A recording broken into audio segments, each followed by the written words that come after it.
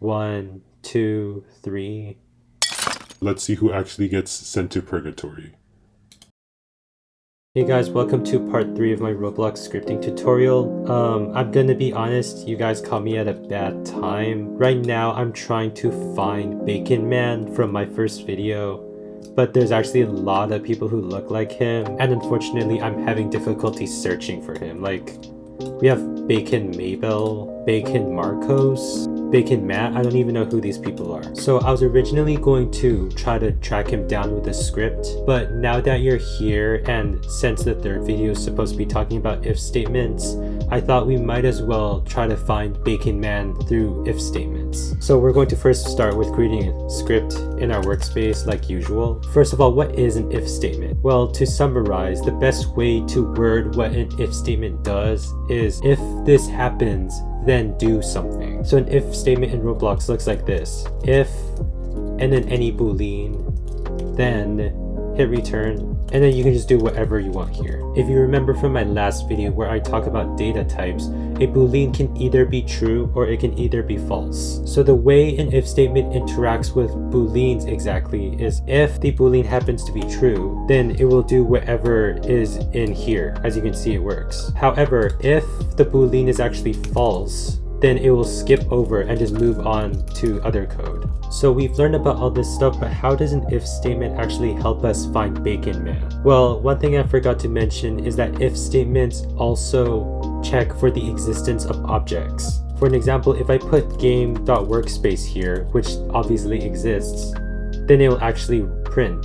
However, if I put something that doesn't exist, then you can see that the game actually returns an error. Now, obviously errors are bad because then your script will stop and your game will break as a result, which is why instead of referring to an object like this, we actually have to use find first child to check if it actually exists or not. And if it doesn't exist, then it will just evaluate to nil and then it won't break our game, as you can see here. So now knowing this, we can actually type in Bacon Man here, and then we'll teleport him into the cage. So I have with me here a teleport part that I've added inside the cage. So we'll set Bacon Man's C frame to the teleport part's C frame in order to put him in the cage, assuming that he exists. So what I'm going to do here is, first I'm going to simplify this with a variable. So I put local Bacon Man equals game.workspace find first child Bacon Man. And then I just replace this condition with Bacon Man. Then what I'm going to do is I'm going to set Bacon Man's C frame to the teleport part if he exists. So I'm going to set Bacon Man's C frame to the teleport part. But when you're working with characters like NPCs or players, you'll notice that they don't actually have a C frame. You'll notice that their C frame actually comes from an origin, which is called the primary part. So in this case, we actually need to, instead of using C frame, use primary part.C frame. And then we just set it like this, teleport.cframe. So what we're doing here is we're setting Bacon Man's C frame to the teleport part's C frame. So if I did everything correctly, then if Bacon Man exists, he should teleport into the cage.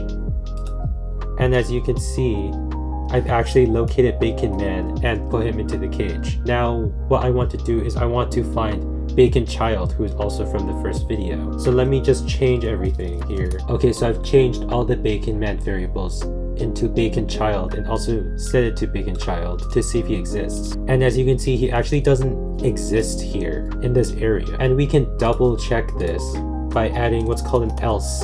And what else does is if this condition happens to not be accepted, then we do this instead. So in this case, it'd be like if Bacon Child exists, then do this.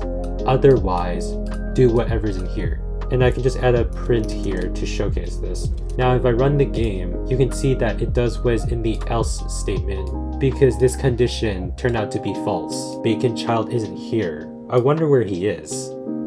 Oh, wait, what's this?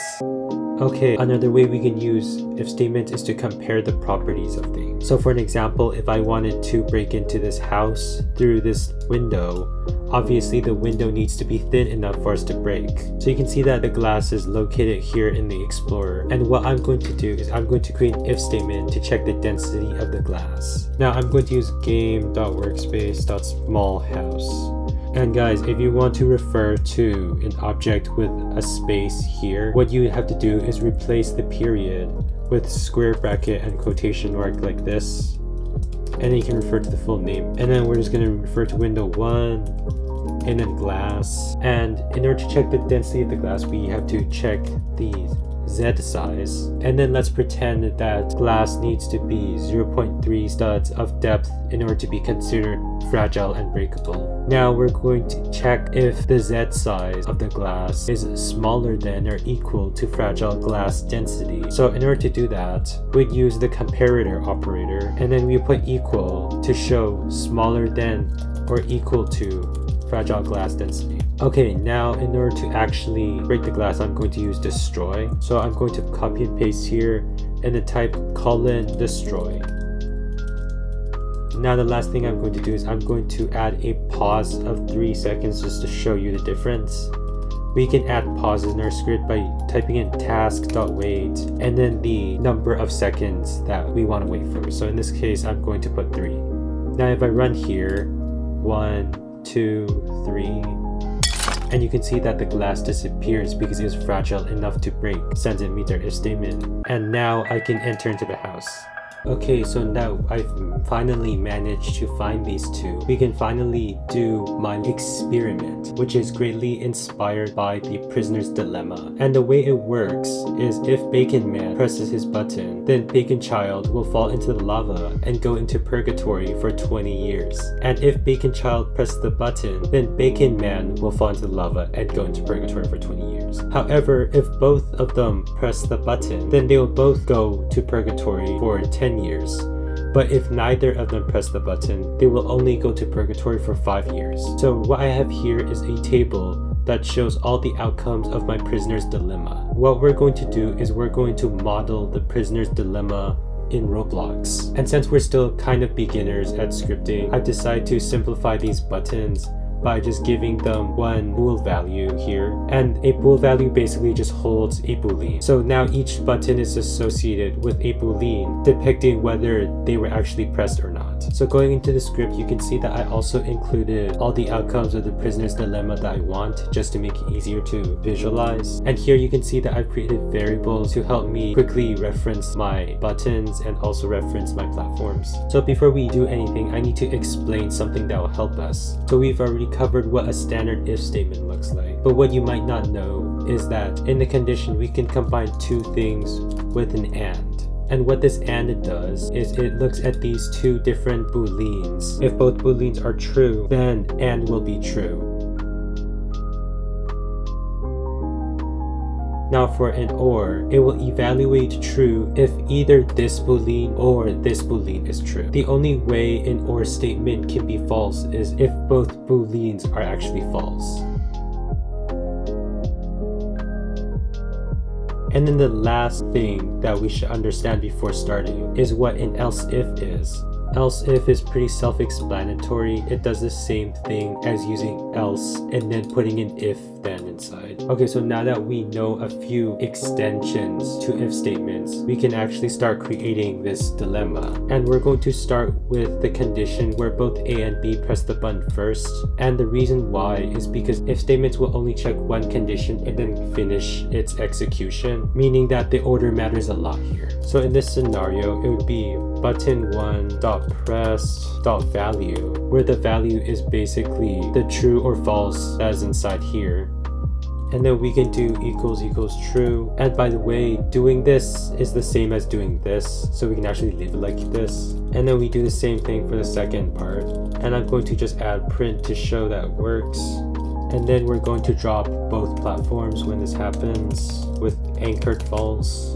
Okay, and then we're going to add an else if statement for the next scenario, which can either be this one or this one. It honestly doesn't matter here. And for the last condition, we can just use an else instead of an else if, because after all these checks, then it's basically guaranteed that at this point, if they passed all of these if statements, that button 1 and button 2 are both false. Okay, so now we have basically finished the if statement. Obviously, this isn't the most optimal way to do this, and some people might even disagree with how this looks. Because we are beginners, this is just how we're going to do it. Okay, so now that we have coded everything, let's see if all the scenarios work as intended. Okay, so I've tested everything. It's kind of a boring process, so I just didn't include it. But now I'm leaving the real decisions to the real people. Let's see who actually gets sent to purgatory.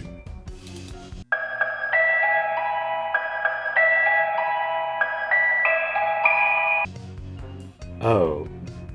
Okay, I was not expecting that. So I guess that's the end of the video. In the next video, I'll actually be talking about events, and then we'll get these buttons to actually work with real player input. So yeah, bye.